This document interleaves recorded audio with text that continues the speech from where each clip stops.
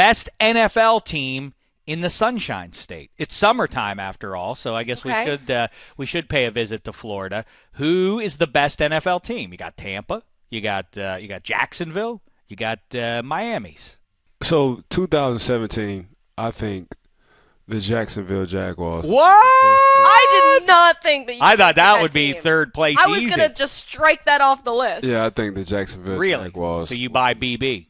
Yeah, I'm liking Tom Coughlin, and I know what Tom Coughlin is looking for. Like, Blake has been bad for a while because he hasn't been handing the ball off. I think now they finally got the same recipe what they're doing with Marcus Mariota in Tennessee. Not coach, but Coughlin. I know they have a coach, but I'm gonna go with Coughlin. I know why else is he there if he's not going to have some influence over the coaching staff? I think he's making the executive decisions over there. So now he's going to have a two-headed monster. You just probably got one of the best backs in the draft in Leonard Fournette. You've been working rare maturity from what little I've observed. Leonard Fournette strikes you as a 21-year-old guy. You're like, wow, you're really older. Together for a kid that age. You know, guys from New Orleans, man, we kind of mature at a young age. That's just the way. That's right. We talked to him at the combine. Yeah, that's just the way we raised. Yes, sir. Yes, ma'am. Mentality just all the way different from a lot of kids that age. But at the same time, you go and see what they did in the free agency in this offseason. You get Calais Campbell. So now you get Grandpa. Like, it's a young, talented team. I'm moving to Jacksonville. It's a young, talented team, but they didn't have that grandpa voice in that locker room. Calais is going to police everything in that locker room.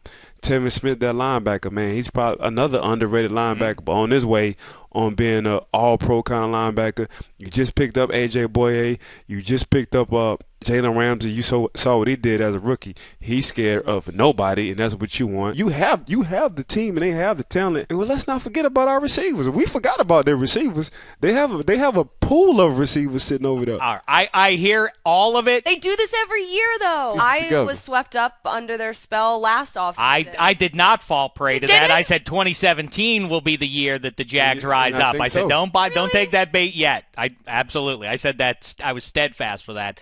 The answer to this question for me is I like Miami. I think the Dolphins. The thing we talk about a lot and as boring a subject as it is, relatively speaking, is offensive line play. But I mean, the Dolphins are going to have a great offensive line, and you look out, Laramie Tunsil. Teams are going to rue the day that 1 hour where they're like, we better not take him. Tannehill. Yep. I think he's going to dominate. Tannehill, kryptonite. Though I don't know because you think Tannehill kryptonite. You sort of convinced I don't me. know. They on went to the Bucs, playoffs. though.